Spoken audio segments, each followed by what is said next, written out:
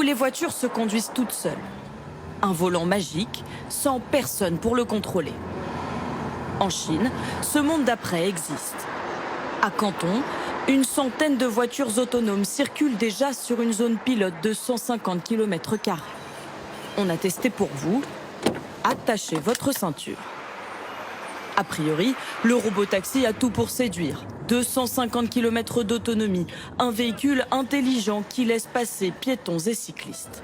On a un peu l'impression de rouler avec quelqu'un qui vient d'avoir son permis, c'est-à-dire que la voiture va vraiment pas très vite, elle prend une grande amplitude avant de doubler et surtout elle n'oublie pas son clignotant. Avec nous, un agent de sécurité relégué au siège passager. Un œil sur la navigation, plutôt détendu. S'il y a un problème, j'ai juste à appuyer sur la pédale de frein. Et ensuite, je fais un rapport aux ingénieurs. Cette citadine d'apparence banale cache un système hyper sophistiqué. Sur le toit, une caméra à 360 degrés qui enregistre tout son environnement. En dessous, d'autres caméras frontales pour repérer de potentiels accidents. Et dans le coffre, l'intelligence artificielle qui contrôle la voiture. Derrière cette prouesse, une start-up d'à peine 3 ans. 300 employés, une armée de jeunes codeurs. Je vais vous montrer comment l'intelligence artificielle fonctionne. Dont Zhang Jian, l'ingénieur. Ça, c'est ce que la voiture voit. En rouge, les voitures, en vert, les piétons. Les premières fois, un chauffeur conduit la voiture. L'intelligence artificielle apprend de sa conduite. C'est comme un enfant qui copie ses parents, puis devient autonome. La start-up de Canton n'est pas la seule à rêver d'un monde sans chauffeur. Dans la course, Pony.ai, AutoX ou le géant des technologies Baidu s'affrontent déjà sur les routes embouteillées de Chine à grands coups de subventions d'État. Ce n'est pas de la science-fiction. À Canton, depuis 1 an, 60 000 passagers ont déjà utilisé ces véhicules. Comme Daikwei. Tous les jours pour aller travailler, il dégaine son téléphone. Pour le même prix qu'une course classique. Je commande un robotaxi.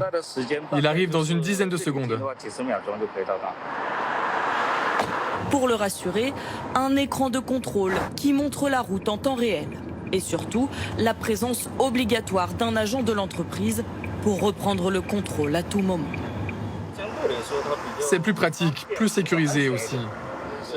Certains chauffeurs vont faire des détours, griller des feux, s'arrêter d'un coup, accélérer d'un coup, ça fait peur. Mais dans les rues, cette technologie divise encore. La Chine est de plus en plus performante.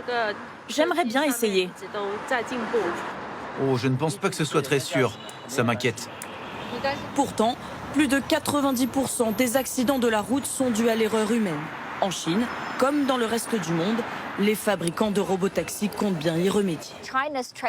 Les conditions de circulation en Chine sont 30 fois plus compliquées que dans d'autres pays, comme par exemple les États-Unis.